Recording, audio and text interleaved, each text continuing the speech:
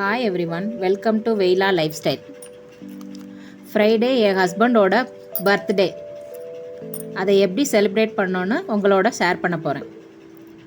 Morning டிஃபனுக்கு கேசரி, உளுந்த வடை, காரப்பொங்கல், சட்னி எல்லாம் பண்ணியிருந்தேன். வீட்லேயும் சாமி கும்பிட்டுட்டு கோயிலுக்கு போய் சாமி கும்பிட்டோம். அங்கேருந்து கிளம்பி ஓட்டு போடுறதுக்கு போனோம். பெங்களூரில் 26 ஃப்ரைடே ஓட்டிங் டே. என் பையனுக்கு ஓட்டு இல்லை, எங்கள் 4 பேர்த்துக்கும் ஓட்டு இருக்குது. ஓட்டு போடுறது நம்முடைய உரிமை, நம்மளுடைய அடையாளம். அதனால் எல்லோரும் கண்டிப்பாக ஓட்டு போடணும். ஓட்டு போட்டு வரும்போது கடையில் கேக் வாங்கிட்டு வந்தோம். என் பசங்க கேக்கில் ஹாப்பி பர்த்டே டேடின்னு எழுத சொன்னாங்க. வீட்டில் கேக் வாங்கிட்டு வந்து கட் பண்ணுறதுக்காக எல்லாம் ரெடி பண்ணிகிட்டு இருந்தோம். நாங்கள் எப்போவுமே கேனில் ஊத மாட்டோம். கேனில் எரியும் போதே கேக் கட் பண்ணிடுவோம்.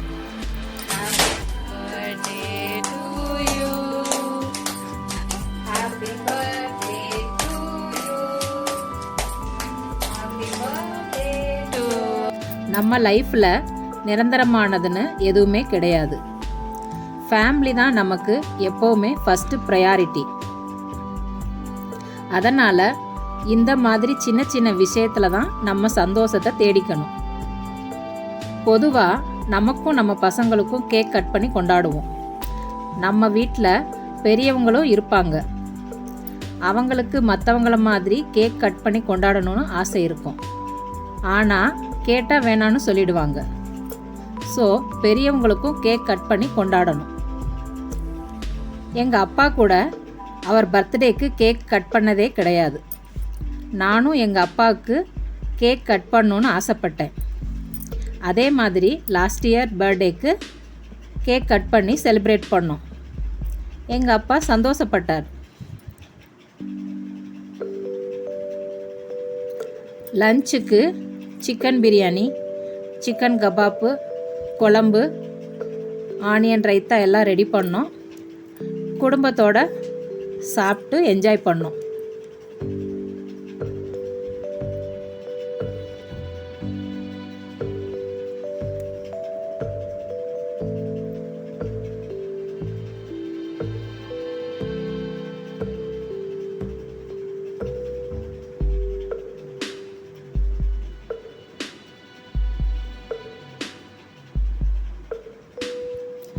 பிரியாணி கபாப் ரெசிபி வேணும்னா கமெண்ட் பண்ணுங்கள்.